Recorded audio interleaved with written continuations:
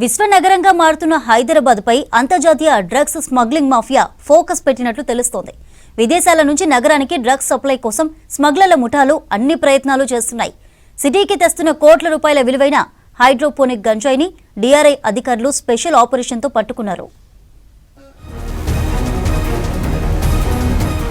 హైదరాబాద్ పై international drugs smuggling ముఠాలు దృష్టి సారించినట్లు అనుమానాలు వ్యక్తమవుతున్నాయి.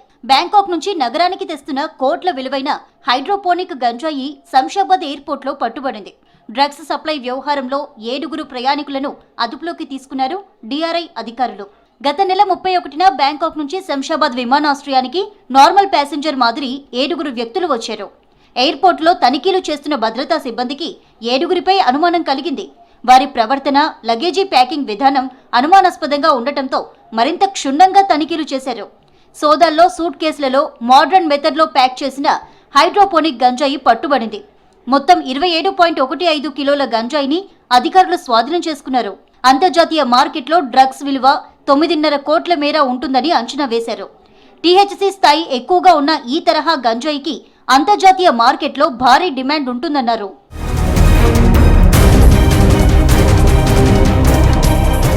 ప్రత్యేకంగా వాక్యూమ్ కవర్లలో గంజాయిని ప్యాకింగ్ చేసినట్లు అధికారులు తెలిపారు. తనిఖీల టైంలో ఏమాత్రం వాసన రాకుండా నిందితులు జాగ్రత్త తీసుకున్నారన్నారు. నిందితులను కస్టడీకి తీసుకొని వారి వెనుక ఉన్న కీలక సూత్రధారులను గుర్తించే ప్రయత్నం జరుగుతోంది.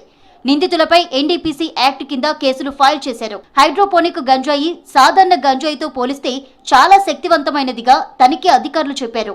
ముఖ్యంగా బ్యాంకాక్, మలేషియా, కెనడా, యూరప్ దేశాల నుంచి భారత్కు ఈ తరహా గంజాయి స్మగ్లింగ్ పెరుగుతోందని డిఆర్ఐ అధికారులు తెలిపారు.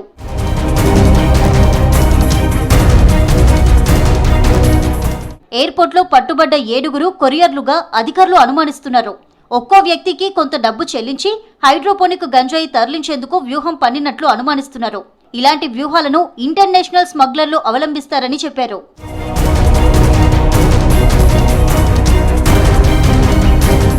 హైదరాబాద్ కు అంతర్జాతీయ కనెక్టివిటీ, ఐటీ హబ్ గా ఎదగడం, నైట్ కల్చర్ పెరగడంతో డ్రగ్స్ మాఫియా ఫోకస్ పెట్టినట్లు నిపుణులు చెబుతున్నారు. ఇక్కడి నుంచి బెంగళూరు, చెన్నై, ముంబై వంటి నగరాలకు డ్రగ్స్ సప్లై ఈజీ అవుతుందనే ముఠాలు హైదరాబాద్ ను ఎంచుకున్నట్లు అనుమానిస్తున్నారు. ఒకే రకమైన ప్యాకింగ్, ఒకే రూటు వాడటంతో అంతర్జాతీయ నెట్వర్క్ ఉన్నట్టు సంకేతాలు ఇస్తున్నాయి. గంజాయి పట్టుబడడంతో డిఆర్ఐతో పాటు కస్టమ్స్, నార్కోటిక్స్ కంట్రోల్ బ్యూరో అధికారులు విమానాశ్రయాల్లో నిఘాను మరింత కఠినతరం చేయనున్నారు. ముఖ్యంగా సౌత్ ఈస్ట్ ఏషియా నుంచి వచ్చే విమానాలపై ప్రత్యేక నజర్ పెట్టాలని నిర్ణయించారు.